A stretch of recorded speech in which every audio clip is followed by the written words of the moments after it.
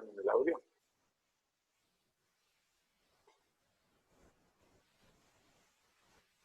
Buenas, sí, escuchamos. Hola, Jason, ¿cómo estás? Estamos escuchando, ingeniero. Bueno, vamos a iniciar. Ya, bueno, buenas tardes, ¿cómo están? Mucho gusto. Mi nombre es Edwin Prada, les voy a compartir la presentación. Ingeniero, Jessica se cayó, pero entonces yo lo voy a presentar. Ah, bueno, perfecto. Okay. Bueno, entonces, muy buenas tardes a todos. Sean bienvenidos a la tercera sesión de esta nueva área que denominamos sesiones CIE. Mi nombre es Andrea y soy miembro de la planta textual del Centro de Estudios. Esta propuesta surge con el propósito de cumplir con las misiones que nos caracterizan como Centro de Estudios, de contribuir al proceso educativo de la comunidad de TC, teniendo en cuenta las condiciones que se presentan en la actualidad y de apoyar la situación en la que el Centro de Estudios se encuentra. Hoy tenemos un invitado especial, el ingeniero Edwin Oswaldo Prada. Él es ingeniero electricista WIS, especialista en gerencia de proyectos de la Universidad Andrés Bello y tiene estudios de estrategia empresarial y liderazgo. Actualmente se desempeña como director de operaciones en la planta de Tenaris Andina. Cuenta con 22 años de experiencia en las áreas de ingeniería, mantenimiento, producción y seguridad industrial. Buenas tardes, ingeniero, ¿cómo se encuentra? Buenas tardes, muchas gracias. Muy bien. Bueno, voy a compartir la presentación. Gracias por esa introducción. Me dicen si están viendo la presentación, si la ven bien. Ya estoy presentando. Sí. Bueno, buenas tardes a todos. Sí, bueno, yo me gradué en la Universidad Industrial de Santander en el año 99, ya hace 22, 23 años. Pertenecía al Centro de Estudios hace ya un ratito más, por eso fue en el año 95, 96. Y la verdad que cuando me invitaron a participar de este tipo de presentaciones, me emocioné mucho porque creo que es un granito de arena que podemos aportar todos los egresados a ustedes, que son la nueva generación de egresados de la universidad. Y bueno, vamos a dar inicio. La presentación es contexto organizacional en las grandes empresas. Para dar una introducción, cuando, por ejemplo, yo estaba en la universidad, tenía muchas dudas de lo que era el campo laboral, sobre todo después de que yo me graduara. Y siempre las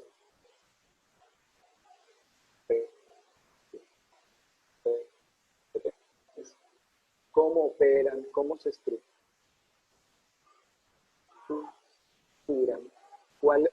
Yo llevo 22 años trabajando con Tenaris, una empresa multinacional que trabaja con, fabricamos tubería para oil and gas. Ya un poquito.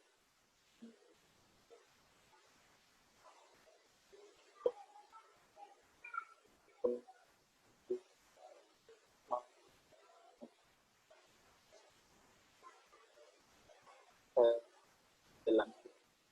Les voy a contar.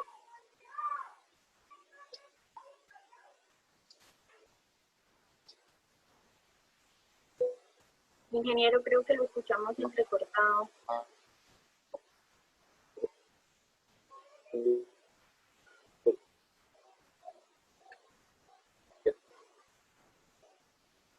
Las organizaciones y las grandes quieren todo. ¿Aló? ¿Me escuchan? Aló, ingeniero, lo estamos escuchando entrecortado. Sí, como muy estable la red. Ahora sí, ya mejorcito. Dame un segundito, vamos a cerrar un poco de cosas acá en la computadora para mejorar la conexión.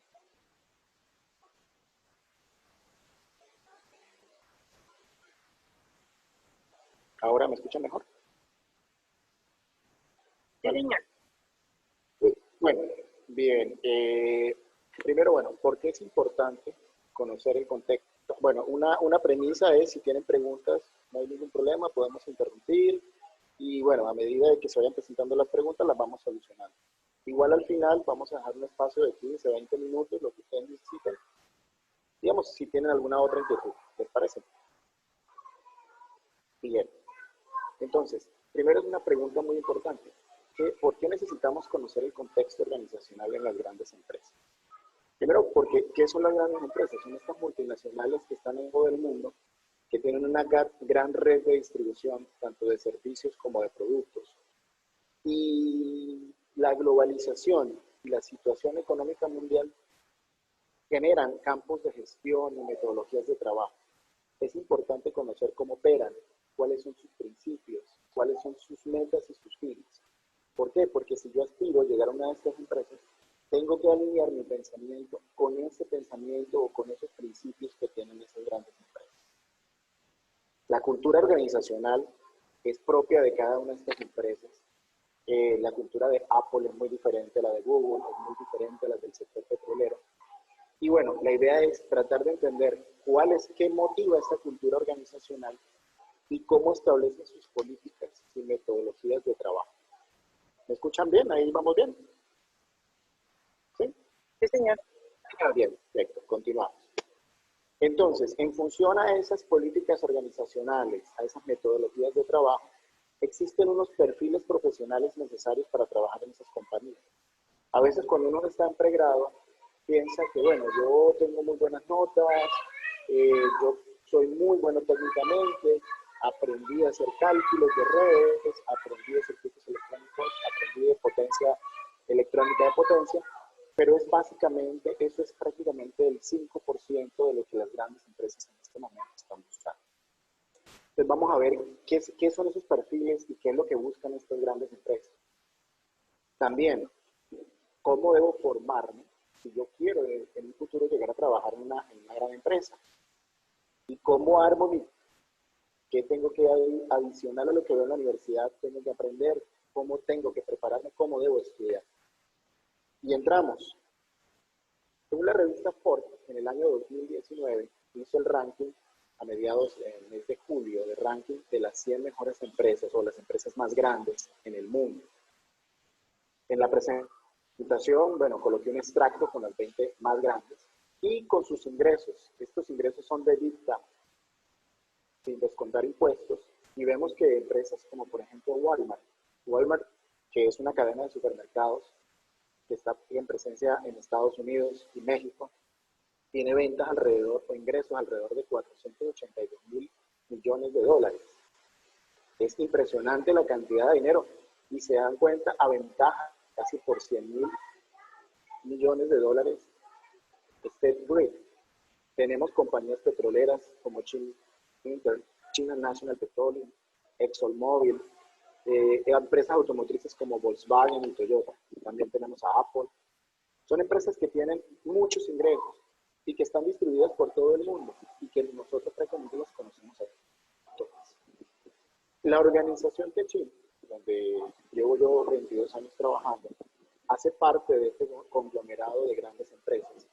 Ella ocupa en este momento, bueno, bajo este ranking que estableció Fortune, el grupo Techin ocupa el puesto número 57. Y vamos a ver un poquito cómo son sus números. Entonces, la organización Techin tiene 70.900 empleados. Es una empresa muy grande. Tiene ingresos alrededor de los 18.500 millones de dólares de ventas netas en el 2019. Y está conformado por 6 empresas principales. Algunas de ellas conocidas en Colombia, como por ejemplo Tenaris. Tenaris ocupa el 21% de la organización. Tiene una fábrica de producción de tubería oil and gas en Cartagena, centros de distribución en Bogotá, Villavicencio y Barrancabermeja, México. También hace parte del grupo la compañía Ternium, con un 50% de sus acciones. Ternium también hace presencia en Colombia, en Barranquilla, en Manizales, en Medellín. Y ellos se encargan más de temas siderúrgicos, manejo de productos largos, productos planos, sobre todo para la construcción. El otro componente importante está el Techin Ingeniería, que realmente hacen proyectos de obras civiles. Tienen presencia también en Colombia, han participado en fabricación de vías, de carreteras, de túneles. Otra compañía importante nuestra es Tenova, que también hace ingeniería, pero a nivel industrial, fabricación de hornos industriales, maquinaria, desarrollo de robots, robótica y automatización. Tenemos una compañía más pequeña que se llama Petpetrol, que es nuestra petrolera. Tiene presencia en Colombia, tiene campos en Luisiana y están desarrollando más campos en el sur del México. También hay una pequeña parte que conforma el grupo Techin que se llama Humanitas, que ya opera normalmente en Europa, sobre todo en Italia, Rumania y Francia, y es una compañía de seguros. Entonces, como vemos esto, la compañía, bueno, fue fundada en 1945, tiene alrededor ya de 70 años, 75 años para ser exactamente, creciendo a nivel mundial. Acá en este slide les estoy mostrando cuál es la presencia, por ejemplo, de Tenaris y por qué se le dice que tiene presencia global. Para que estas compañías tengan carácter de multinacional, tienen que tener presencia en todo el mundo. En el caso de Tenaris, nosotros estamos en sitios donde la producción petrolera es significativa. Estamos acompañando a nuestros clientes ofreciendo nuestros productos. Entonces, por ejemplo, tenemos lo que ve en color magenta, son los centros de producción donde fabricamos nuestra tubería. Presencia en Colombia, Ecuador, Brasil, Argentina, México, Canadá. Europa, estamos en Noruega, Escocia, Italia, Alemania, y así alrededor del mundo, Japón, Australia, ¿bien? Porque lo que queremos es, primero, estar cerca a nuestros clientes. Perdón, es que no estoy viendo la presentación. ¿Alguien más no la está viendo? Le tienes que dar salen dos usuarios como desconocidos y le tienes que dar el que dice presentación, fijar.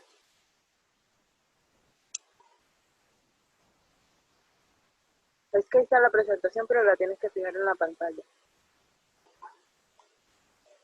¿Sí? ¿Quién dice? No. Jessica, ¿tú estás viendo la presentación? No, Sí, no veo el otro usuario para tan claro. Arriba a mano derecha, donde salen los usuarios. Acá, mira, Ahí, aquí. ahí, y luego le das fijar pantalla a la presentación del ingeniero.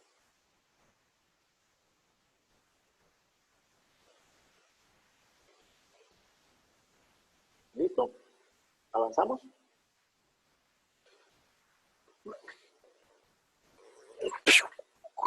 Me comentan si ya podemos avanzar. Sí, claro. Bueno, bien. Entonces, esto es lo que significa una presencia global. Como se dan cuenta, una empresa para tener presencia en tantos países tiene que tener una estructura económica muy fuerte y tiene que tener algo que lo rige y que lo mueva. Y ahí viene algo que dice que rigen las organizaciones. A veces cuando nosotros vemos en clases estos dos elementos, porque normalmente lo vemos como la misión y la visión, lo vemos y lo enfocamos en empresas muy pequeñas, pero resulta que estos tres elementos, tanto la misión, la visión y la política, es la estructura fundamental para estas grandes empresas. ¿Por qué?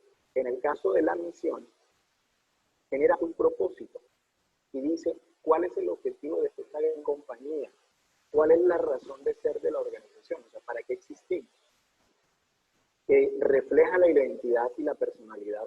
Ahorita vamos a ver un ejemplo en el caso nuestro de Tenaris, cómo es esa misión, qué reflejamos, qué queremos y qué buscamos a nivel mundial. Las bases de su cultura organizacional son muy importantes. Luego tenemos la visión, que es definir el futuro, hacia dónde vamos, qué queremos lograr, a cuántos países queremos llegar, a qué tipo de clientes queremos llegar. Ver con detalle la especificidad de los clientes y los proveedores en la proyección del negocio. Eso es muy importante. Yo defino mi negocio y quiero saber a qué clientes quiero llegar y con quién voy a adquirir los insumos que yo necesito para llegar a todas esas partes del mundo y poder crear mi red de distribución. Y lo esencial, que también en la política, es la metodología de trabajo. ¿Cómo voy a basar mi metodología de trabajo? Los principios que marcan la organización y los pilares de trabajo para todas las personas. En caso de compañías como esta, ustedes se preguntarán, y les doy una anécdota. Hace un par de años, vino el presidente de Ecopetrol en instalaciones de Uribe, Cartagena, y nos hacía una pregunta. Decía, mira, esa tubería que yo les compro, que viene de Italia o que viene de México, ¿es igual a la que ustedes fabrican en Cartagena? Y la respuesta es sí. Las grandes empresas tienen estándares para todo. Y es algo así como una receta. Cuando uno compra un Toyota o un Volkswagen, independientemente cuál sea el país de ensamble, siempre tiene las mismas especificaciones. Lo mismo sucede con, por ejemplo, con nosotros. Y eso hace parte de la estructura de la política. Generar elementos que sean constitutivos del producto y que sean iguales en la forma de facturación, de fabricación, en cualquier parte del mundo, porque esa es la identidad de la compañía. Entonces, cuando hablamos de principios, de metodologías, de proyecciones, son una sola y se dan para todo el mundo. ¿Alguna pregunta hasta el momento? Bueno.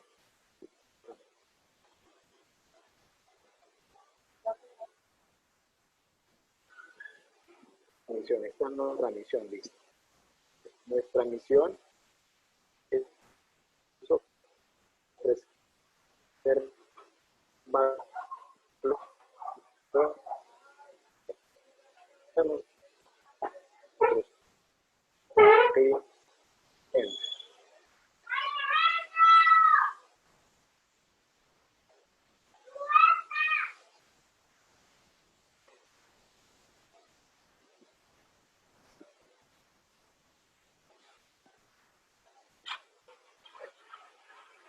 Es decir, que el cliente lo que está comprando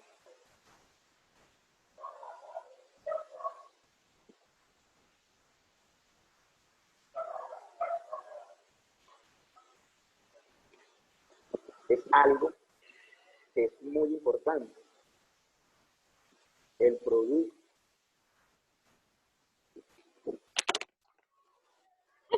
Serio. Entonces, marica, que sería muy buen puta. Un producto no Yo ese punto duré Ingeniero, qué pena.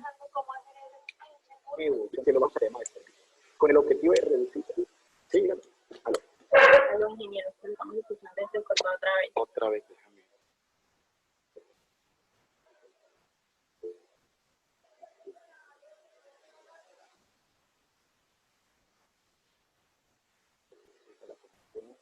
¿Me dicen que mejora un poquitito? Aló. Sí, ya mucho mejor. Sí, es que hay alguna interferencia. Yo estoy ahorita acá en mi oficina, de pronto tenemos alguna interferencia. A ver, ¿me escucha mejor ahora? Sí, señor. Sí, señor. Bueno, entonces continuamos con la visión. Entonces, si te dan cuenta, lo que les estoy explicando de la visión, de la misión, va enfocado a lo que se quiere y aplica a cualquier parte del mundo. Estar comprometidos con la seguridad, minimizar el impacto ambiental, lo vamos a ver un poco más adelante, oportunidades para nuestra gente, o sea, el recurso humano, y desarrollar un desarrollo sostenible con las comunidades, que son esas personas que están alrededor de nuestros compañeros. Habíamos hablado de la política. Habíamos hablado que la política es muy esencial porque se define eso que necesita una gran empresa para crecer. En el caso, por ejemplo, nuestro, la política de empresa maneja 5 pilares esenciales, que son la salud y seguridad, el medio ambiente, la calidad, los recursos humanos y la existencia. La seguridad, lo vamos a ver un poco más adelante, es el pilar más importante en este momento en cualquier empresa del mundo. Cualquier ramo, llámese de energía, llámese de servicios, llámese de productos de consumo masivo. ¿Por qué? Hay una premisa a nivel mundial que se dice, no existe ningún producto que pueda pagar la vida de un trabajador. Entonces, la seguridad es un pilar muy importante. Cuando ustedes se muestren en el mundo laboral, van a darse cuenta que ustedes no van a ejecutar ninguna labor si no está marcada entre la salud y la seguridad de sus trabajadores. La ley colombiana, y lo vamos a ver un poquito más adelante, que un pequeño apartado, donde rige todos estos principios. Y las normas internacionales también lo exigen. El medio ambiente. El medio ambiente es fundamental en este momento. Las energías renovables, el manejo de los residuos, el manejo del agua, es un elemento muy importante en todas las empresas. Vamos a avanzar un poco para explicarles un poquito cada uno de estos elementos. Hablábamos de la salud y la seguridad. Entonces, a nivel mundial es altamente prioritario en todo tipo de negocio. Pero se consigue que está certificada para operar a nivel mundial, tiene que cumplir requisitos de seguridad de todos los países donde lo opere. En caso, por ejemplo, de tener, tenemos certificaciones ISO 45001 global. ¿Qué es la 45001? Son los estándares de seguridad. Antes se llamaba la OSHA 18001, la ISO 14001. Eso se integró a partir del año 2019 y ahora ya están ISO 45001, que son el sistema de gestión de salud y seguridad en el trabajo. En Colombia existe la ley 1072 del 2015. Que básicamente, ¿qué cubren el 2? Los requisitos mínimos para hacer cualquier tipo de operación. Independiente del ramo, si es salud, si es metalúrgico, si es industrial, si es automotriz, si es de educación, debe tener unos lineamientos básicos. Todo trabajador se expone a un riesgo y nosotros como profesionales, cuando estamos al día de labor, también nos exponemos a un riesgo. Y los empleados que están bajo nuestro scope también se exponen a riesgos. Por eso esta seguridad es importante. Entonces, uno de los elementos donde tenemos que prepararnos nosotros como profesionales en este ramo. Todas las empresas a nivel mundial, la salud y la seguridad es prioritaria. ¿Qué tenemos que entender?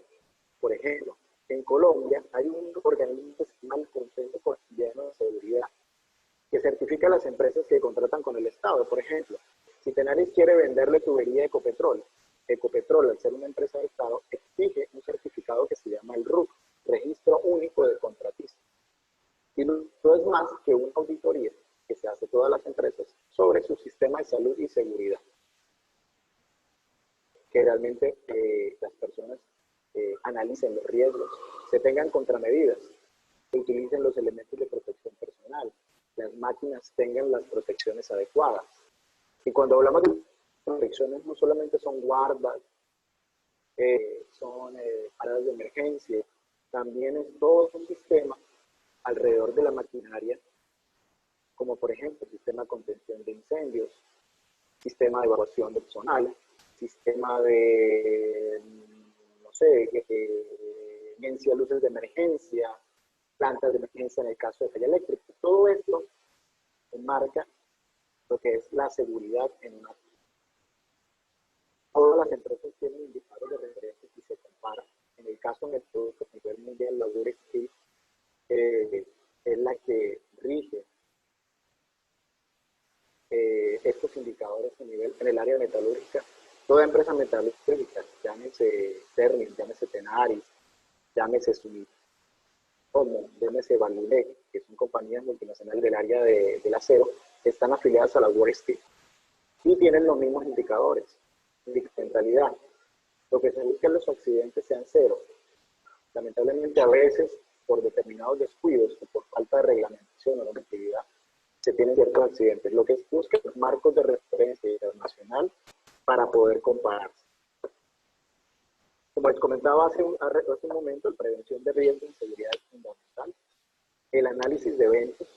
Cuando sucede un evento en cualquier empresa, es fundamental hacer un plan de acción, un análisis y una investigación.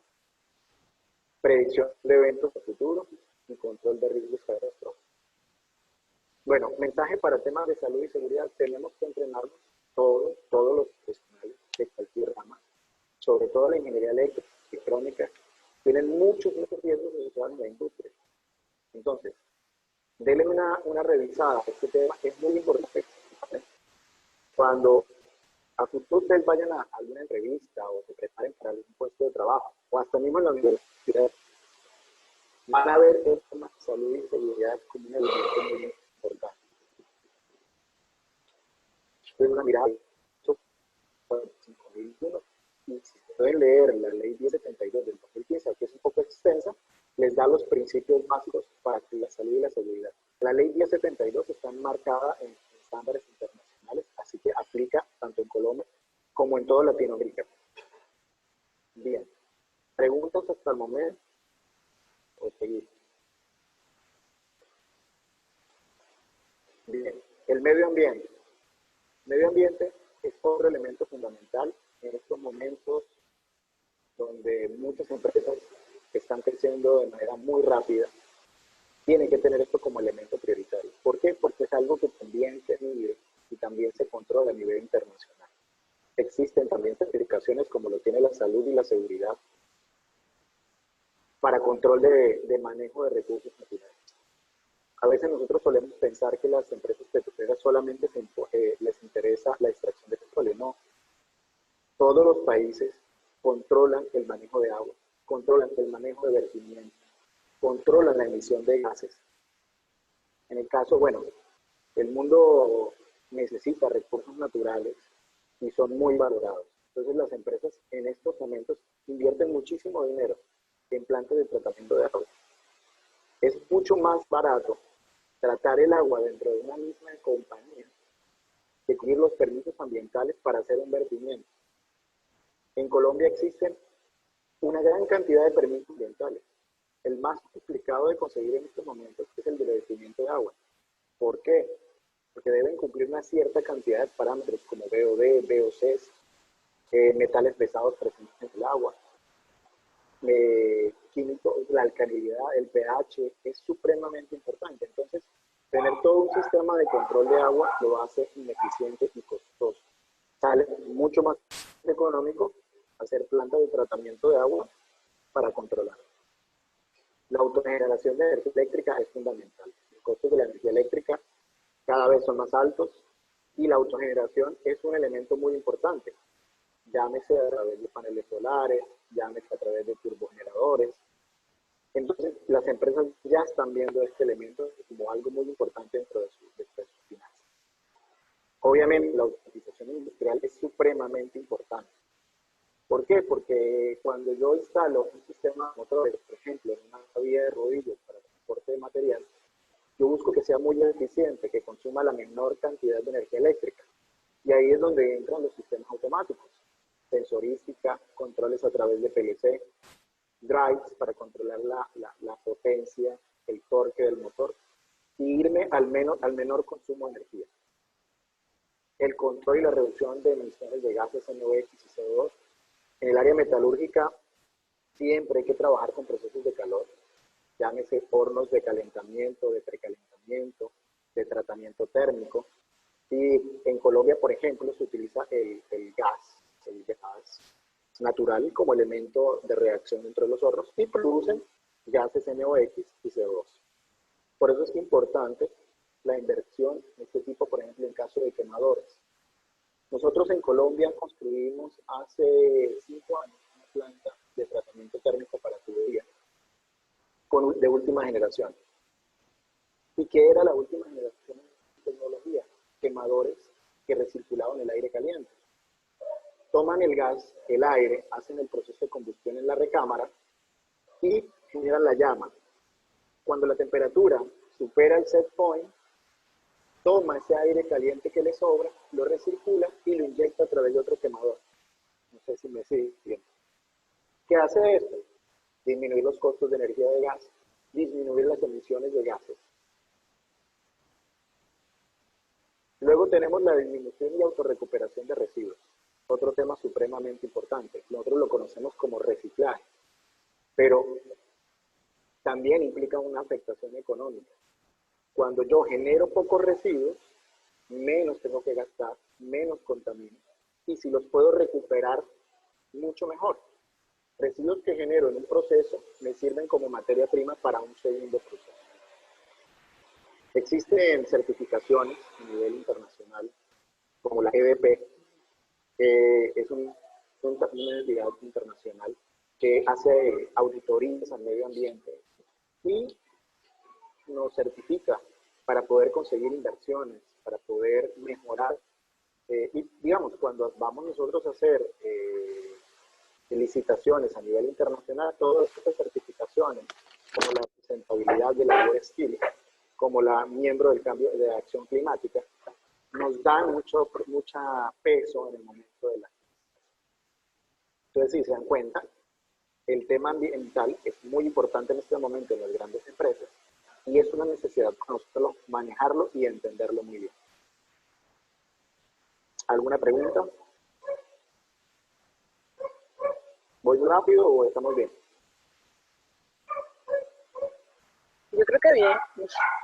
Bien. Avanzamos. Calidad. A ver, para nosotros todos como consumidores, la calidad es un elemento muy importante. Cuando compramos un teléfono, cuando compramos un reloj, cuando compramos un auto, siempre creo que es el criterio de selección la calidad. Lo mismo sucede en las grandes empresas. La calidad es el sello de presentación de una empresa ante cualquier cliente.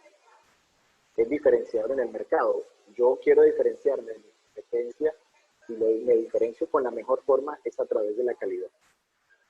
¿Qué quiero al tener una mejor calidad? Buscar más clientes, incrementar mi mercado. Y a veces integre sistemas no solamente con el producto, sino que coloque temas adicionales para satisfacer al cliente, para que el cliente se sienta contento con la calidad de mi producto. Un buen sistema de calidad permite un mejoramiento continuo del proceso. Yo todos los días tengo que estar consultando a mis clientes qué necesitan, cómo les pareció mi producto, qué desean que tuviese el producto. Entonces, cuando uno habla de calidad, habla primero satisfacción del cliente, tanto en productos como en servicios. Los tiempos de entrega tienen que ser muy adecuados. Ustedes dicen, bueno, nosotros entregamos tubería en pozos petroleros alejados, por ejemplo, en la zona del sur del Putumayo. Sí, los entregamos. Y toda nuestra cadena de abastecimiento tiene que tener en cuenta el tiempo en que lo necesita el cliente. Si Ecopetrol nos pide una tubería para perforación el 15 de agosto, nosotros tenemos que manejar todos los tiempos para que el 15 de agosto a las 8 de la mañana que le pidió nuestro cliente, su tubería esté allá. Y eso implica un análisis. Y todo eso hace parte de la calidad. Porque el cliente no solamente es el color, la textura, las propiedades mecánicas, las roscas, todo lo que implique un elemento en el producto, lo valora, sino también valora los timings, el tiempo de entrega. Obviamente la mejora de productividad tiene que ir acompañada de buena calidad en todos los procesos productivos. La competitividad. Como les decía, yo siempre me comparo contra mi competencia. Si mi competencia, si tiene un buen producto, yo quiero que mi producto sea mejor que él. Ampliar los mercados totalmente, porque al tener mayor clientela, voy abriendo mercados nuevos, voy abriendo centros de servicio nuevos. Mis productos se están notando a través de más y voy creciendo más. Al tener mejor calidad, bajo evidentemente los costos de producción y elimino reprocesos. Si yo tengo que fabricar 10 automóviles y descarto uno, es uno, implica costo. Si yo hago bien mi proceso de producción de automóviles, si yo produzco 10, los 10 tienen que salir perfectos. Toda empresa de carácter mundial tiene que estar certificada y cumplir con estándares de calidad exactamente igual a la CE. En el caso, por ejemplo, de estándares de calidad, ustedes pueden revisar literatura de la ISO 9001. Es importante porque te dan los parámetros mínimos de calidad para cualquier proceso. En el caso de la industria petrolera, API, que es American Petroleum Institute, es la que certifica a nivel mundial todas las empresas que trabajan en el sector petrolero. Los que fabrican accesorios, los que fabricamos tuberías, los que fabrican cualquier tipo de válvula, de lo que ustedes se imaginen, las plataformas, la tornillería que se utilice para la industria petrolera tiene que estar certificada con la norma API. Entonces avanzamos dentro de las políticas y llegamos a la eficiencia. Realmente aquí es decir, eficiencia es dinero. Toda compañía, desde aquí sea una pequeña, mediana o grande industria, tiene que tener ganancias. Porque es el sentido de ser de una compañía. Entonces las empresas lo que buscan es ser eficientes. ¿Qué significa ser eficiente? producir al menor costo, gastar la menor cantidad de insumos, tener todos los procesos debidamente calibrados y ajustados para que sean eficientes. Generar un EBITDA positivo significa tener ganancias, que los stakeholders llenen todas sus expectativas. ¿Quiénes son los stakeholders? Los dueños de la compañía, los dueños de acciones, los que se benefician de todas estas grandes compañías. En los stakeholders también están los empleados, porque cuando una compañía tiene buenas ganancias, reparte esas ganancias con sus empleados a través de, lo vamos a ver un poquito más adelante cuando veamos recursos humanos, a través de bonificación. Entonces, ser una empresa eficiente implica disminución de los costos en el proceso, ajuste de precio de ventas. Por ejemplo, ahorita con el tema del COVID, que tuvimos a nivel mundial una gran recesión y el sector petrolero se detuvo completamente. Una de las formas es ajustemos precios y se ajustan los precios a las necesidades del cliente, obviamente tratando de tener algo de ganancia, pero ante las crisis hay que hacer inmediatamente un ajuste de precios en venta. Prestar servicios adicionales al menor costo. No hay nada mejor que cuando uno compra un producto venga una tarjeta de servicio de asistencia al cliente y que ustedes puedan llamar a un número y que se sientan atendidos y que se sientan realmente escuchados.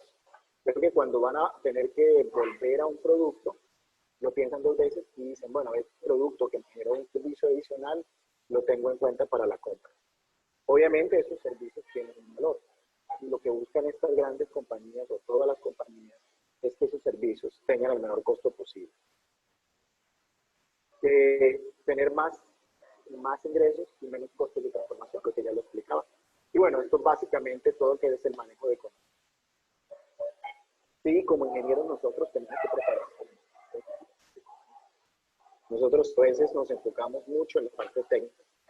Y muchos de ustedes se van a dar cuenta que cuando manejan un proyecto lleva varios elementos, no solamente el diseño, una red eléctrica o la construcción de elementos, cableado, torres, aisladores, cimentación, y todo eso lleva un costo.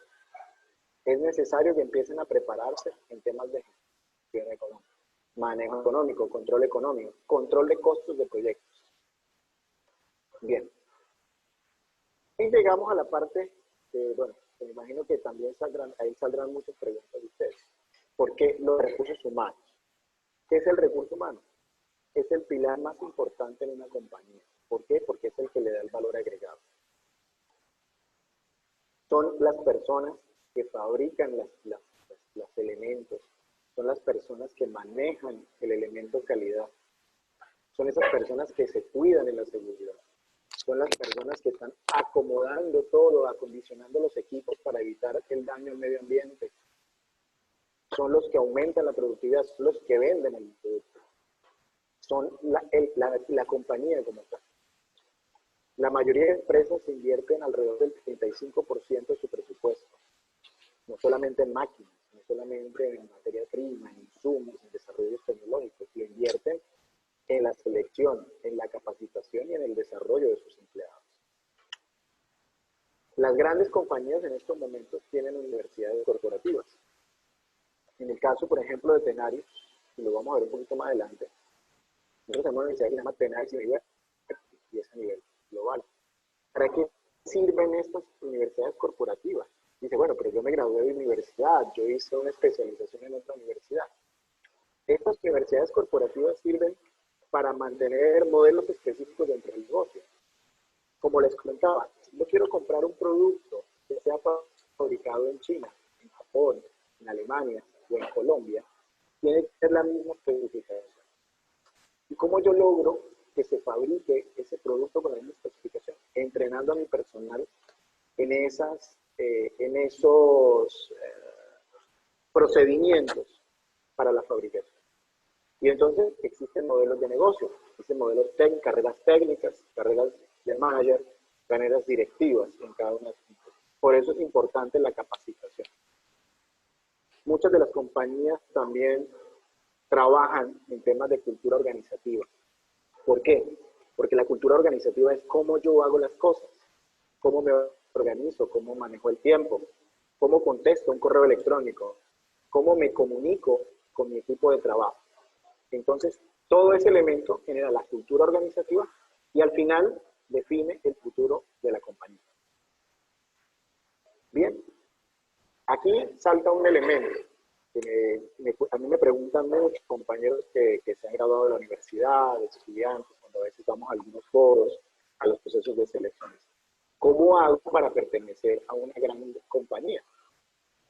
A veces uno se pregunta, no, yo solamente necesito tener buenas notas, yo necesito tener muy buen currículo en la universidad como estudiante de pregrado. Y tener buen conocimiento técnico. Si se dan cuenta, lo coloco aquí un poquito al final, porque sí es un elemento importante y que impulsa a un proceso de selección. Pero hay otros elementos que en este momento las grandes compañías lo miran y lo ven con otros ojos. Un elemento muy importante es el trabajo en equipo. Cuando nosotros entramos en una de estas grandes compañías, nos encontramos ante diferentes culturas de trabajo. Yo tuve la oportunidad de trabajar en Venezuela, en una cirugía que se llamaba CIDOR, en Argentina, en una cirugía que se llama CIDRAR, en Brasil, en Ipatinga, y tú encuentras que a pesar de que estamos en Latinoamérica, de que hablamos prácticamente el mismo idioma, tenemos culturas de trabajo totalmente diferentes. Algunas personas son más participativas, otras son más introvertidas, otras exponen mucho más su conocimiento.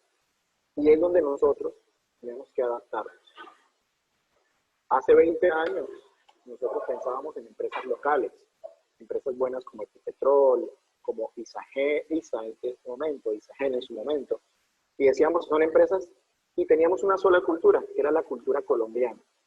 En este momento, ustedes se dan cuenta que muchas empresas han llegado a Colombia con capital chileno, capital mexicano, capital americano. Hay mucha inversión extranjera. Y así como ingresan los extranjeros a Colombia, hay muchos colombianos que están yendo a grandes empresas fuera de Colombia. Es ahí importante donde el trabajo en equipo y la integración con diferentes culturas de trabajo se da como elemento primordial. Liderazgo. Liderazgo no es solamente el jefe que da orden. A veces nosotros tenemos esa conceptualización que yo soy un líder porque simplemente me dieron el cargo y como yo soy el director, las personas me tienen que obedecer. No, no es tan así. Un buen líder tiene que tener claros sus objetivos de trabajo. ¿Cuáles son mis metas? Y yo tengo que motivar a mi equipo de trabajo para que tengan los mismos objetivos. El liderazgo se puede medir, sí se mide. ¿Se puede estudiar? Sí se puede estudiar. Las grandes compañías buscan profesionales que tengan metas a largo plazo, que tengan ganas de crecer. Que no sea solamente el ingeniero electrónico que hace diseños, que maneja redes eléctricas. No, buscan ingenieros que quieran seguir creciendo, que sean managers, que sean directores. Y por qué no, puedan ser el presidente de una compañía o el CEO. Y hay importancia del liderazgo. Resiliencia y automotivación. Esa es una palabra que creo que ustedes han escuchado mucho últimamente en estos momentos de crisis, porque la resiliencia es ese elemento que nos ayuda a salir cuando estamos en crisis. Es cómo me adapto, cómo crezco, cómo soluciono los problemas, precisamente en los momentos más complicados. La automotivación es cómo me motivo, cómo motivo yo a mi equipo, cómo ese líder que yo quiero ser me ayuda para seguir creciendo. Los idiomas. Hace 10 años, 20 años se decía, no, pues el español es suficiente. Hace 10 años se decía, no, tenemos que manejar el español y aprender inglés. Hoy, mínimo, se tiene que manejar por lo menos 3 idiomas. El español como la lengua madre, el inglés como segundo idioma y un tercer idioma. ¿Cuál es ese idioma? El que la economía global esté mandando. Por ejemplo, hace 10 años, las empresas alemanas tenían un motor muy fuerte en el campo industrial. Hablar alemán era un elemento importante. En este momento, idiomas como el chino mandarín, es un elemento que es muy importante. ¿Por qué? Porque China es una economía global muy, muy fuerte, donde cualquier empresa que quiera crecer a nivel mundial tiene que tener presencia en China y tiene que buscar el mercado chino. Es un ejemplo. Pero también podemos aprender idiomas como el francés, que es muy utilizado. La autogestión. Autogestión es esa capacidad que tenemos que tener para poder hacer las cosas por nosotros mismos. Cuando nosotros llegamos a una gran empresa, no alguien va a estar esperándonos para decirnos qué hacer, cómo movernos. No, nos van a llenar de información de una manera supremamente rápida. Y nosotros tenemos que tener esa capacidad de digerir esa información y transformarla. Y ahí es donde viene lo que se llama la autogestión. La innovación para crecer, innovación en tiempos de crecer, o sea, desarrollos, patentes, nuevos diseños. Todo lo que está funcionando en la industria puede mejorarse. La actitud positiva, yo creo que es un elemento muy importante. Hace 3 años hice unas entrevistas a precisamente unos ingenieros metalúrgicos de la UIS, y les comento esto como anécdota. Había una ingeniera que nos mira, digamos, al panel de entrevistadores. Se coloca la mano en la frente y dice algo de la siguiente manera: no, yo soy una persona muy positiva, me gusta trabajar, me gusta crecer. La actitud positiva es fundamental para poder crecer. Yo tengo que meterle energía, yo tengo que meterle ganas y yo tengo que demostrarle a los demás que me quiero comer el mundo. Y obviamente el conocimiento técnico es supremamente importante. Preguntas en procesos de selección. Sí, aquí me imagino que ya hay bastante gente que tiene algunas dudas. Los escucho. Primero, buenas tardes. Digamos, tenía una inquietud en esta parte de eficiencia. No sé si trabajan algo respecto a la eficiencia energética. Sí, señor. Sí, mira, como te comentaba, en el medio ambiente, la eficiencia energética... Sí, digamos, a eso es como va muy de la mano, estos dos pilares van muy de la mano. Correcto. ¿Por qué? Porque, digamos, cuando tú tienes una empresa, digamos una empresa macro, los costos de energía son muy relevantes, pueden llegar a ser hasta el 30-40% de los costos mensuales de una compañía, por ejemplo, en el caso de Colombia. Cuando nosotros vemos los negocios en Colombia, hay 2 elementos supremamente importantes que manejan el costo directo, el costo de energía y el costo de transporte.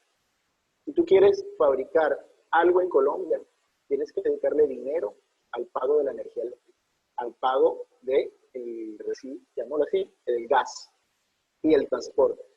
Entonces, todo lo que una empresa haga con manejo de eficiencia de energía es fundamental. Por eso aquí en la parte del medio ambiente hablamos de automatización industrial. Cuando una empresa invierte en automatización industrial, invierte precisamente para evitar mayores consumos de energía eléctrica.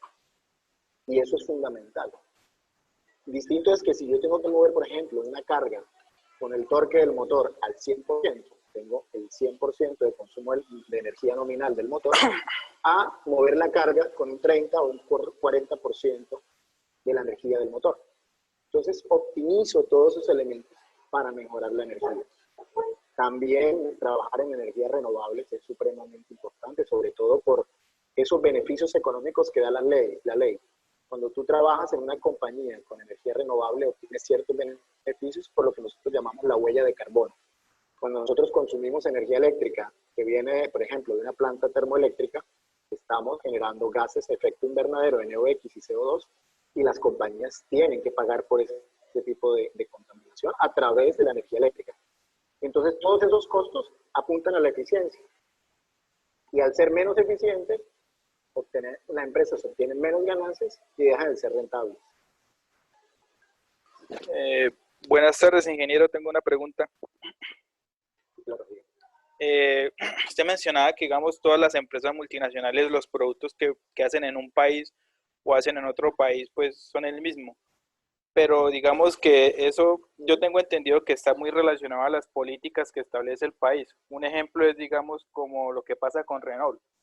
El auto que usted compra acá, digamos, en Latinoamérica, no es el mismo que usted compra en Europa o en Estados Unidos, empezando porque tienen más números de bolsas de aire, digamos que la aleación del metal con el que fabrican los autos es diferente. Y un día cuando le preguntaron de hecho cuando los ponen en la prueba de Latin en CAP de seguridad, sacan menos estrellas que los que venden en Estados Unidos, Europa. Y cuando le preguntaron a los de Renault que por qué, pues ellos decían que simplemente era porque en ese país no le exigían esos estándares de seguridad. Digamos, esos... Totalmente. Digamos, Es eso... correcto, sí, es correcto. Toda compañía establece unos estándares mínimos, pero si las regulaciones en determinados países son más flexibles, esas compañías van a tender a disminuir la calidad del producto o a bajar o las especificaciones del producto porque implican más gastos. En Colombia, por ejemplo, tú hablabas del caso de Renault, tú puedes comprar un Logan básico o lo puedes comprar full equipo. Cuando ves el full equipo, ese carro viene fabricado en otro sitio distinto al que se fabrica en el modelo básico. Entonces las empresas juegan con eso de acuerdo a las leyes de cada país. En el caso del sector petrolero, te comentaba que la API, que es American Petroleum Institute, tiene unos lineamientos mínimos. ¿Por qué? Porque un derrame petrolero es algo muy importante y algo muy costoso. Perder un pozo petrolero es supremamente costoso. Entonces, esas normas internacionales son mínimas para el sector petrolero. Las normas de control de calidad de automóviles tienen unos estándares mínimos, pero las leyes, en el caso, por ejemplo, las leyes colombianas, pueden decir que esos estándares están subvalorados y las puede hacer disminuir. Sí, es probable que eso suceda. A veces la calidad de los productos, y ahí es donde nosotros diferenciamos las empresas. Y por eso las empresas intentan cobrar más o te cobran más por esos productos que están por encima de los estándares tanto locales como internacionales. Sí, es así. Miguel, por el chat tenemos otra pregunta.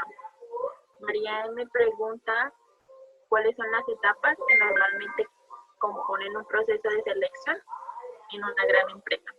A ver, un proceso de selección en una gran empresa no es una entrevista, no se limita a una sola entrevista. Es un proceso largo, es un proceso exigente y normalmente tiene 4 etapas. El caso, por ejemplo, de la organización Techin, una primera etapa es un proceso de selección que nosotros lo llamamos un assessment. ¿Qué es un assessment? Es básicamente una entrevista grupal. Esas entrevistas individuales donde uno hablaba con un jefe, con un gerente, con un director y le hacía ciertas preguntas personales, ya previamente están mandadas a recoger. Ahora se hace un assessment grupal. Entonces te ponen a competir. Aquí el slide les decía, trabajo en equipo, liderazgo, resiliencia. Normalmente se reúne en un equipo entre alrededor de 15 o 20 personas que están aspirando al cargo o a los cargos. Y realmente hay una serie de pruebas que les presentan, por ejemplo, textos para hacer comprensiones de lectura. Se les presentan problemas del día a día, problemas ficticios para que lo resuelvan. Se les presentan, por ejemplo, exposiciones. Preséntese ante sus compañeros y se coloca un tema muy particular. Hábleme de su grado en la universidad, por ejemplo. Y lo vas a hacer en inglés. Hazlo en español. Hazlo en español, pero vas a emitir los verbos. O los verbos van en infinitivo solamente. Entonces, ahí, primero, se saca a estas personas de su círculo de confort. Se les coloca cosas, digamos, nuevas. Y se ponen a competir dentro de ellos.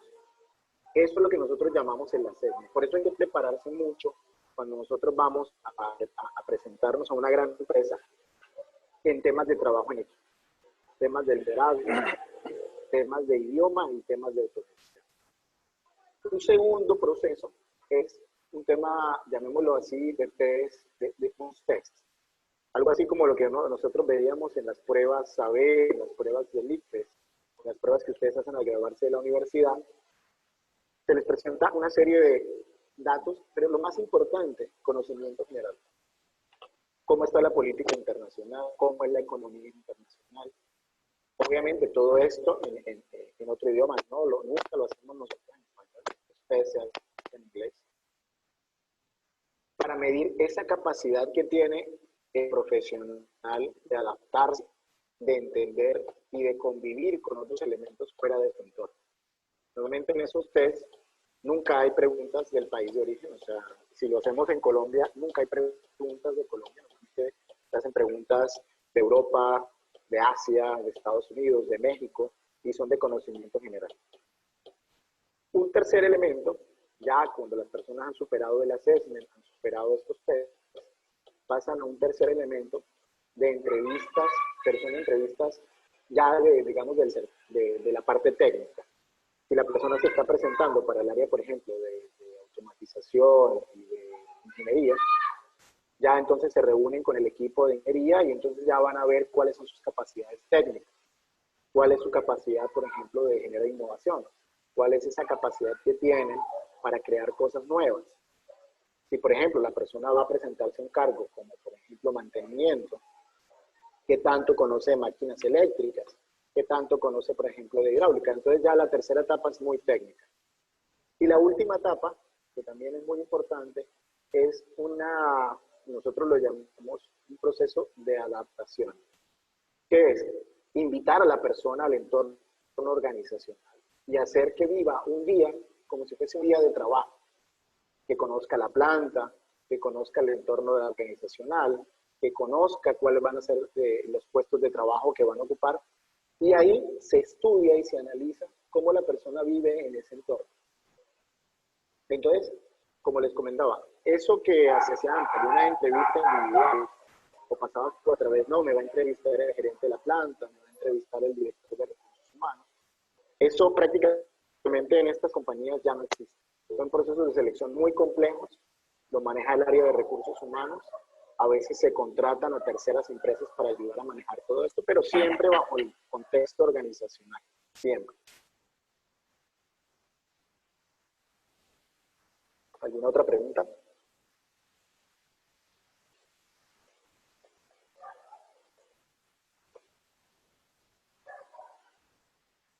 ¿Aló, me escuchan? Sí, señor. Creo que podemos hacer las preguntas. Bueno, si quieren, bueno, avanzamos y si sale por ahí, se genera alguna otra pregunta, me la hacen al final, si ya llevamos una hora. Capacitación y desarrollo. Como les comentaba, muchas empresas tienen sus universidades corporativas y lo que se busca es eso, alinear los procedimientos de fabricación.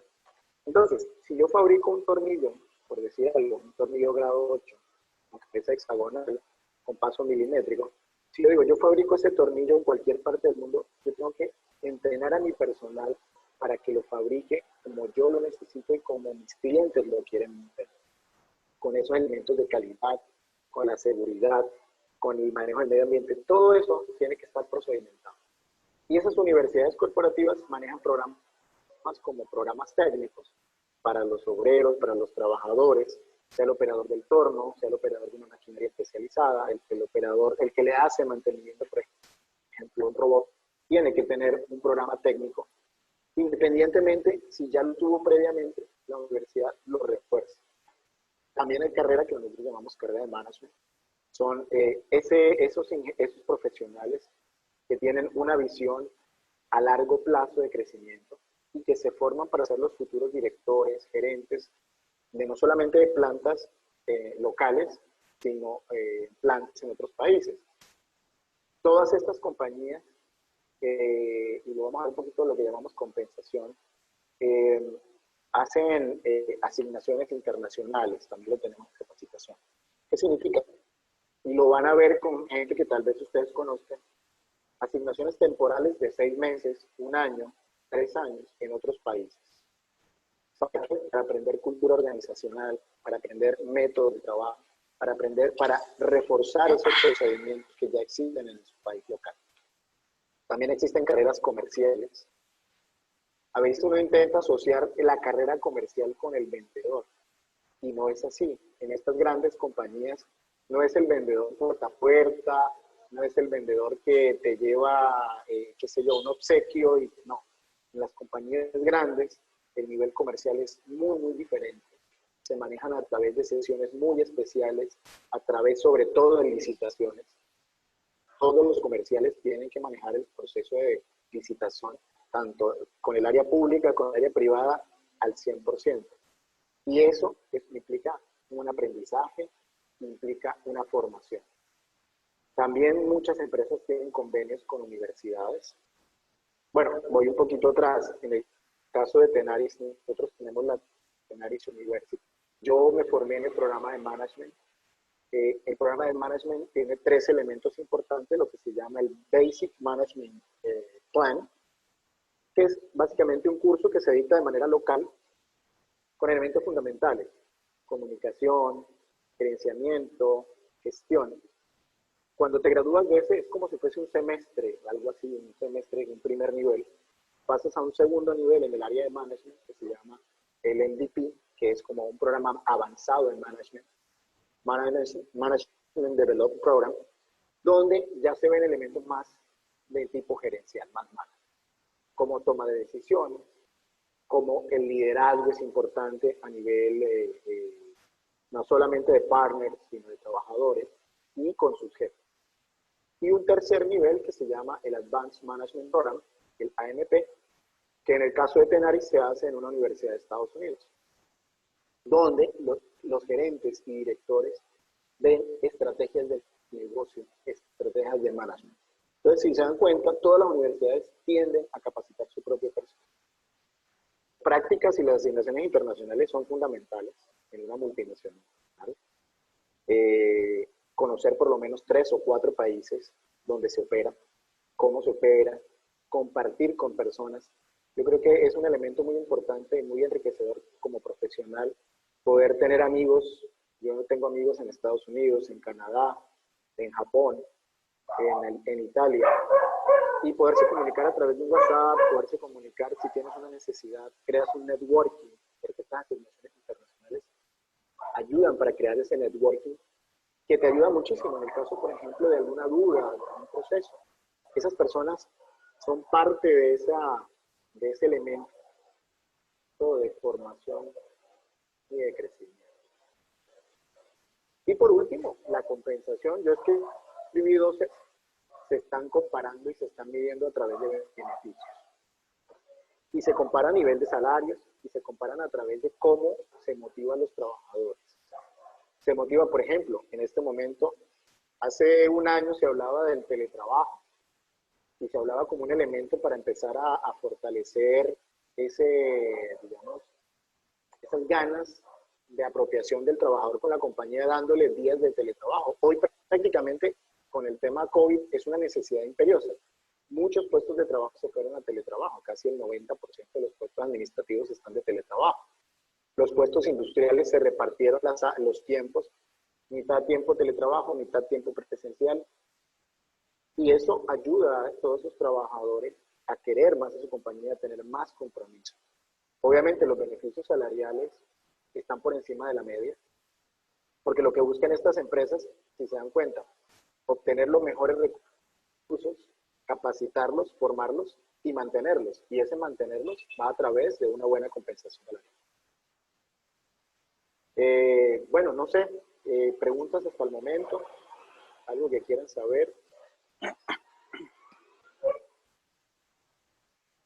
¿Algo que compartir, alguna duda? Ingeniero, eso que menciona usted es como, se hace como para en el sentido como de cerrar la brecha de academia a industria, ¿no? O sea, que los profesionales cuando salgan, digamos, de la academia, digamos que tengan las bases ya para, digamos, para entrar a una industria competitiva.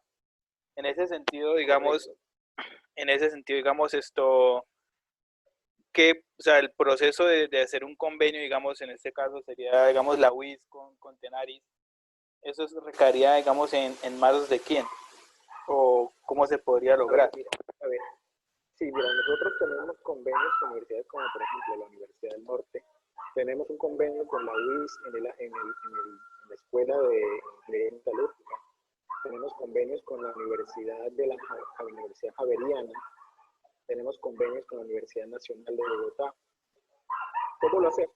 La industria tiene una necesidad. Por ejemplo, voy a hablar específicamente del área de ingeniería metalúrgica.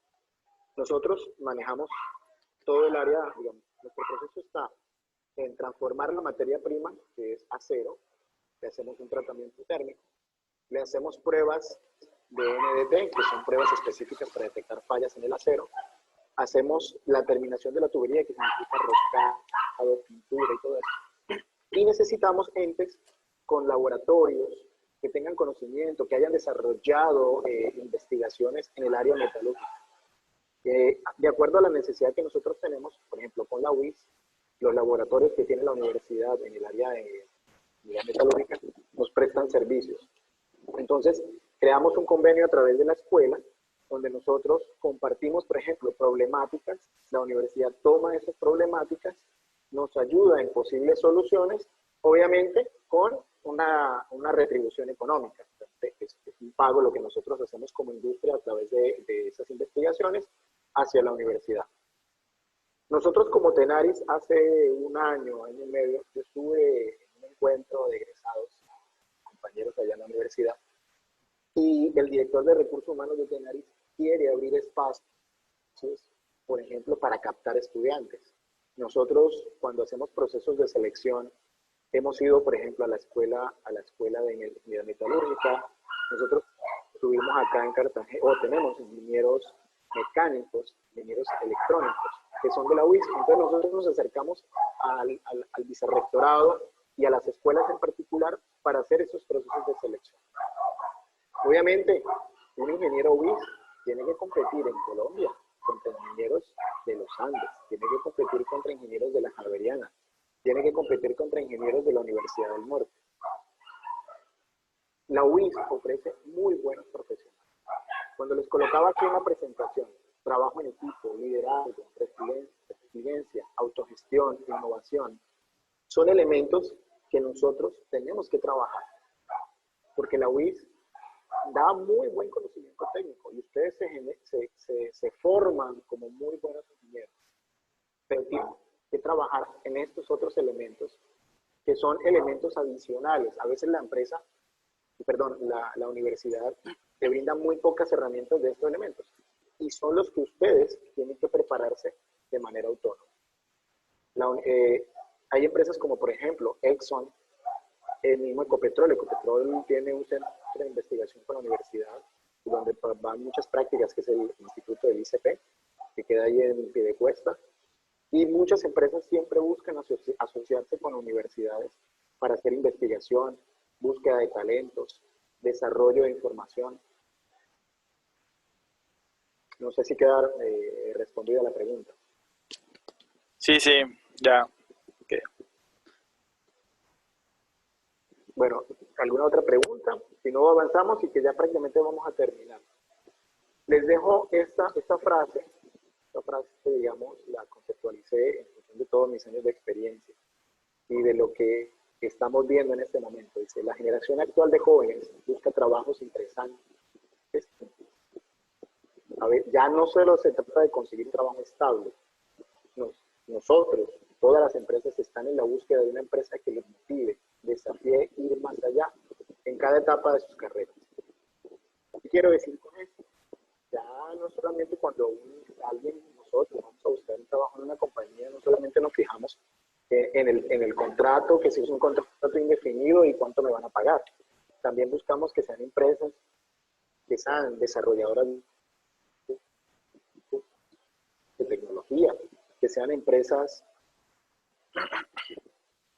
que nos presten capacitación, que nos den resultados. Tenemos que estar entrenados y preparados. Muchas gracias. No sé si, bueno, abrimos una ventana de preguntas. Alex, Jessica. Sí, no sé si alguno, pues por mi parte me gustaría escucharlo más un poco sobre su experiencia, cómo fue, por ejemplo, su primer trabajo. Aquí gran parte, bueno, no todos, pero sí hay algunos que ya estamos al pie de graduarnos y pues tenemos, o sea, como esa incertidumbre de cómo va a ser y eso. Entonces, no sé si nos puede compartir un poco de esa experiencia que tuvo usted.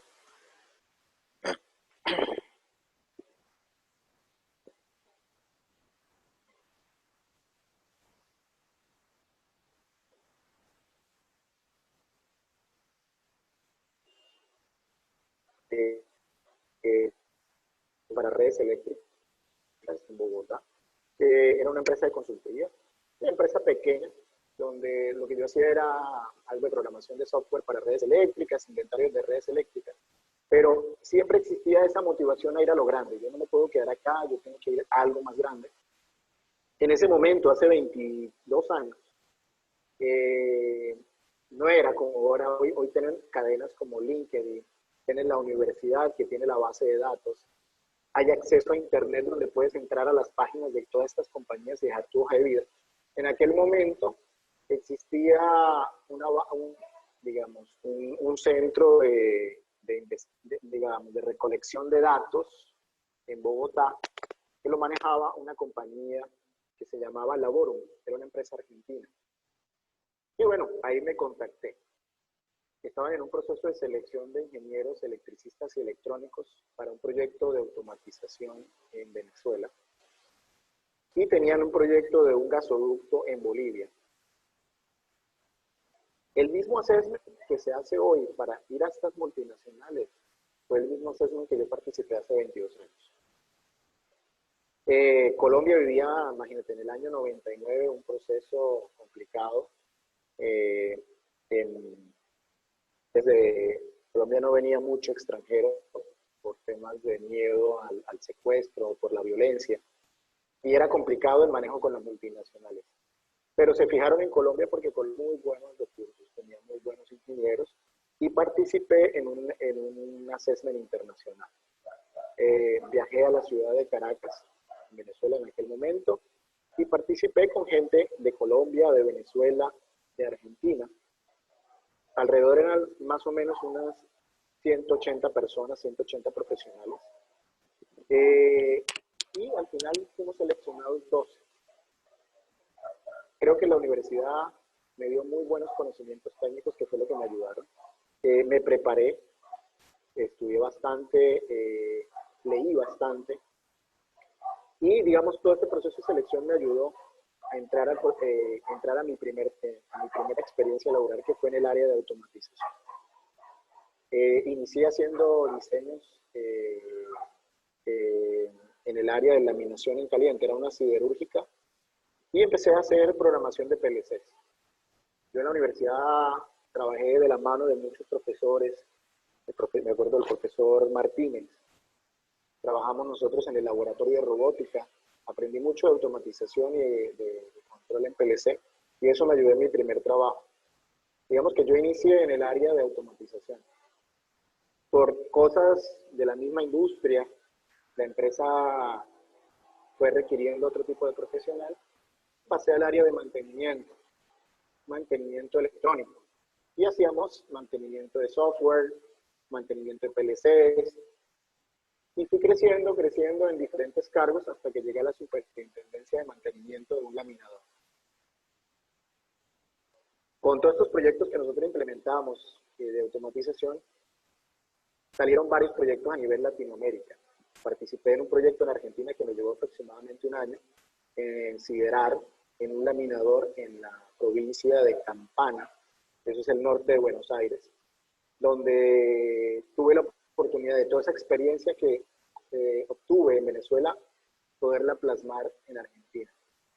Luego fuimos a otro proyecto, fui enviado a otro proyecto a Brasil, a una empresa que se llama Usiminas de Ipatinga, queda en Mina de Gerais, y estuvimos prácticamente 6 meses trabajando en un proyecto de la instalación de otro laminador también en el área de automatización. regresé a Venezuela y bueno, ya con la crisis venezolana que se dio en el año 98, se nacionaliza la empresa con la que yo estaba allá. Realmente fue el Estado venezolano la tomó por las malas, y todos los extranjeros que estábamos trabajando allí fuimos reasignados. En el caso mío, bueno, por ser colombiano, regresé a Colombia en el año 98 y me instalé en Tenaris, Cartagena. Con Tenaris empecé también trabajando en automatizaciones, estamos haciendo unos proyectos de inversión en Colombia, y pasé al área de gerencia. Ya tomé la gerencia de mantenimiento de la planta. Fue una experiencia muy diferente porque venía trabajando siempre con el área técnica. Ya empecé a trabajar con la gestión de personal, con recursos humanos, con planificación, con costos. Y fui creciendo. Después del área de mantenimiento fui a hacer una experiencia a Italia, en la planta nuestra de Dalmine, donde estuve alrededor de 6 meses. Luego pasé al área también de operaciones, ya en producción, y tuve la oportunidad de arrancar una planta que instalamos nosotros en Machachi, que queda al sur de Quito, en Ecuador. También tuve una experiencia alrededor de 6 meses. Y regresé a Colombia en el año 2005, 2006, para arrancar el proyecto de inversión de Tenaris en Colombia, donde hicimos la puesta en marcha de una fábrica de tubos que costó alrededor de $300 millones. Allí llegué como gerente de operaciones. Estuve alrededor de 4 años, tuvimos la puesta en marcha. En la inauguración estuvo el presidente Juan Manuel Santos en el año 2005. Y después de 4 años de estar en la gerencia de operaciones, migré al área de seguridad como director de seguridad industrial. Por todo ese conocimiento que ya había adquirido durante tantos años, teníamos ciertas falencias. Tuve la oportunidad de en el área de seguridad industrial. Y hace prácticamente 3 meses que estoy como director de operaciones en Cartagena. Ha sido un reto. Todos los meses hay que estudiar, todos los días hay que prepararse, hay que leer, hay que estar pendientes cómo se mueve el mercado. En estos momentos de crisis, que todas las empresas se están transformando, se están reinventando, nosotros como profesionales tenemos que estar a la vanguardia y tenemos que estar muy, muy preparados. Nunca termina uno de aprender. Todos los días se está creciendo y todos los días se está estudiando y se está preparando. No sé si queda tu pregunta, Jessica. Sí, ingeniero. No, aquí impresionada por todo ese recorrido y experiencias que ha vivido y que han incrementado su conocimiento. Jessica, yo te voy algún día. Si ustedes puedan llegar. Yo te voy a dejar mi correo electrónico por si alguien tiene alguna pregunta, alguien quiere, digamos, o tiene alguna necesidad. Mira, en estos momentos hay algo muy importante. Ustedes lo deben conocer más que nadie, que es la red profesional LinkedIn. Ahí pueden encontrar, pueden ver toda esta información que yo les coloco en esta presentación. Yo comparto mucha información de industrial, de empresas, no solamente de Tenaris, sino de toda la organización Techin. Eso les sirve a ustedes como insumo para aprender, para ir conociendo. Y obviamente, si nosotros tenemos procesos de selección, ahí nosotros los publicamos y ustedes se enteran de primera mano. Vale, bien. Muchísimas gracias. Hay preguntas.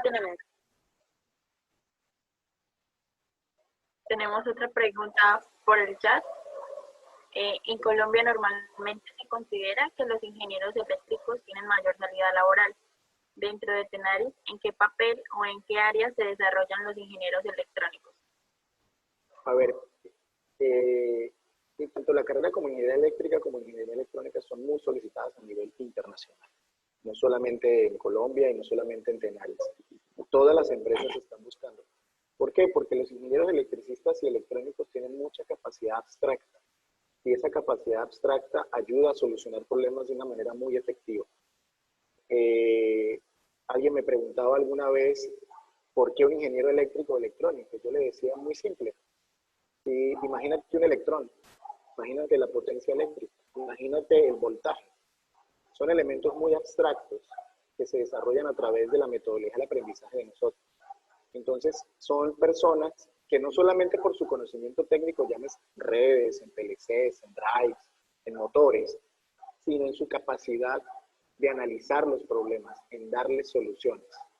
Y eso lo genera todas esas materias que nosotros vemos en electrónica de potencia, electrónica básica. Cuando uno empieza a analizar todas esas ecuaciones y a verlas desde el punto de vista abstracto, desarrolla otras habilidades. Y en el mundo esas habilidades son muy apreciadas. Por eso es que los ingenieros electricistas electrónicos los busca mucho la industria.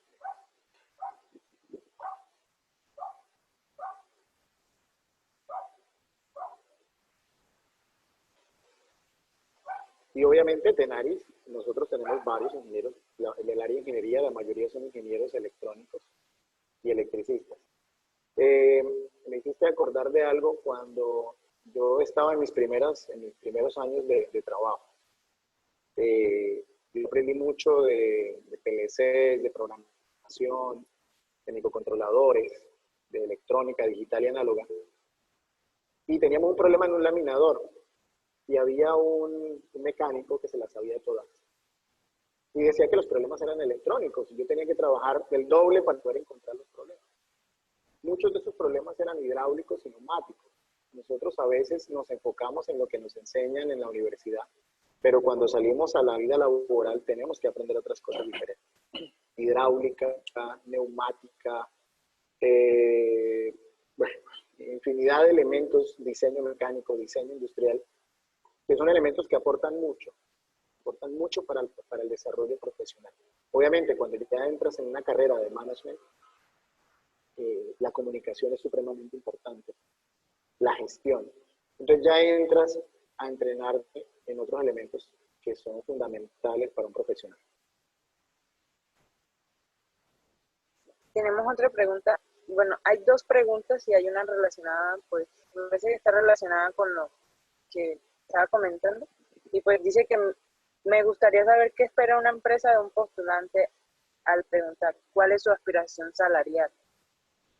A ver, esto es una pregunta muy buena porque, a ver, nosotros tenemos que saber cómo se mueve el mercado.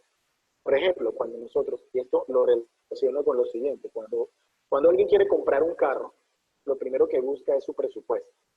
Entonces te dice, yo voy a un concesionario y busco un carro que me pueda costar, entonces me ofrecen el carro que cuesta 30 millones y el que me cuesta 150 millones. Yo tengo que saber cuál debe ser mi target. ¿Qué significa esto? Que nosotros cuando vamos a una empresa y vemos el sector, tenemos que saber qué es lo que se está moviendo en el mercado. En estos momentos hay muchas páginas de internet donde a nivel de referencias internacionales muestran cuáles son los salarios que se mueven, por ejemplo, en el área de salud, en el área metalúrgica, en el área de petróleo, en el área automotriz.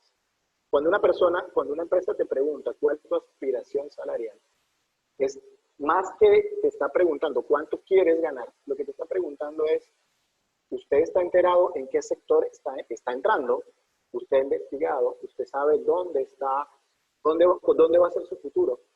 Eso es lo que busca esa aspiración salarial.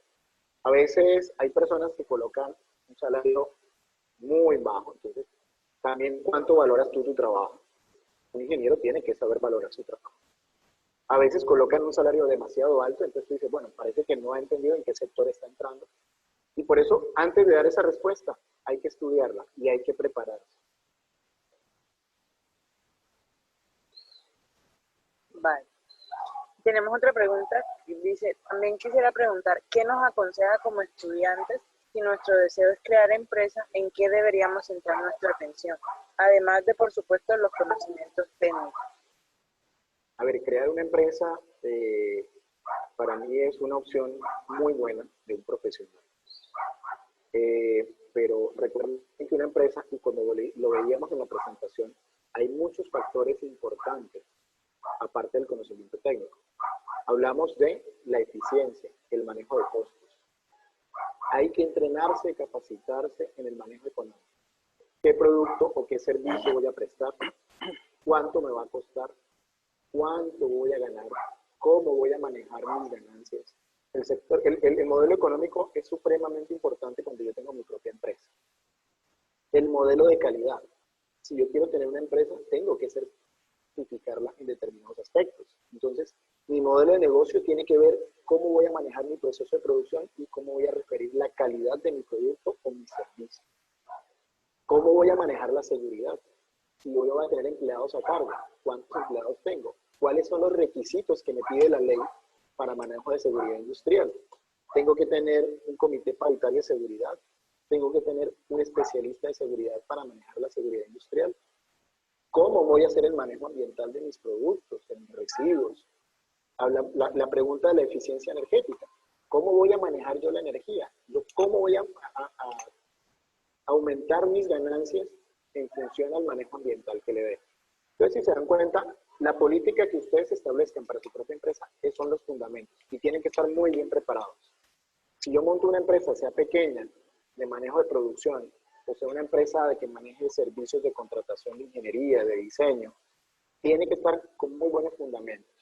A veces esas empresas quiebran en el corto plazo porque tienen muy buen sustento técnico, pero no hacen un buen manejo del negocio. El área comercial es fundamental. Yo cuando llego a un cliente a ofrecer mis servicios, a ofrecer mis productos, tengo que ir más allá de una venta. Tengo que enseñarle al cliente que lo que le estoy ofreciendo es lo mejor que hay en el mercado.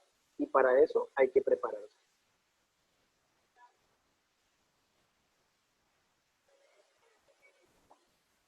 Perfecto. No sé si alguien más tenga más preguntas o... Parece que no. Bueno, entonces Jessica, yo te comparto mi correo electrónico para que lo compartas con las personas que lo necesiten. Y bueno, muchísimas gracias, gracias por el tiempo. Espero que nos conozcamos. Lamentablemente no pude encender la cámara de mi computadora, no sé qué tiene, está dando algún error. Pero bueno, si nos podemos ver a futuro en algún proceso de selección, y yo creo que sí. Porque, bueno, Ingeniero, una última pregunta, qué pena. Sí, claro, sí. Es que, digamos, en los procesos de selección hay una pregunta que se hace mucho, digamos que entonces, no sé, digamos que están evaluando y que es cuando le preguntan a uno, los reúnen a todos y empiezan uno por uno y preguntan, ¿usted por qué considera que debería elegirnos a usted y no a los demás? A ellos sabiendo que, digamos, uno en esos casos conoce a esas personas de ese mismo día, o sea, uno no podría decir que que está al lado mío es menor o mayor a uno. ¿Cómo se debería abordar esa pregunta? A ver, mira, cuando tú tienes, eso es lo que cuando yo les comentaba que era una sede, que es confrontarte contra los demás profesionales que también buscan el cargo. Cuando se te hace un tipo de pregunta como esa, primero que se busca es cómo puede comunicarse, realmente cómo se puede vender, porque al final cuando uno va a un proceso, a una entrevista, es una venta, y tú te tienes que vender. Y la venta tiene que ser una venta muy, muy, muy detallada. Tienes que mostrar todas esas capacidades que tú tienes y por qué tú eres mejor. Tienes que ser muy inteligente en el momento de dar la respuesta, porque si pasas el plano de la exageración, se puede ver como exagera y puede hasta mentir. O si eres muy recatado y no dan la información como corresponde, entonces realmente pierden la oportunidad. Lo que se busca es ver qué tan extrovertida es la persona, ver qué tantas capacidades tiene, tanto de comunicación, de presentación en público, de poder expresarse y de poder al final venderse, porque cuando uno va a una entrevista y hacer un assessment, es prácticamente hacer una venta. ¿Y de quién se vende? Uno mismo.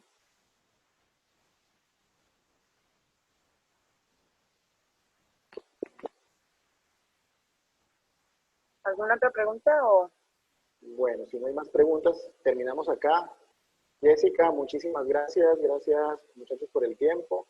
Y bueno, si tienen alguna otra duda, se consultan por correo y con mucho gusto yo los atiendo. Dale, ingeniero, muchísimas gracias a usted por compartirnos todas sus experiencias y muy enriquecedoras para nosotros. Y pues darle las gracias también a los asistentes y pues las personas que quieran participar, que deseen apoyar la labor que estamos haciendo como centro de estudios, se pueden contactar con nosotros por nuestras redes sociales. Si desean realizar algún aporte económico, también lo pueden hacer a través de la cuenta de Nequi. Y si se quieren afiliar al centro de estudios, bienvenidos son. Y muchísimas gracias a todos por participar y muchísimas gracias a los ingenieros por apoyarnos en esta labor. Bueno, muchísimas gracias. Que tengan muy buen fin de semana. Que descansen. Muchas gracias, hasta luego. Hasta Gracias. luego. Hasta luego. Gracias. Hasta luego. Muchas gracias, hasta luego.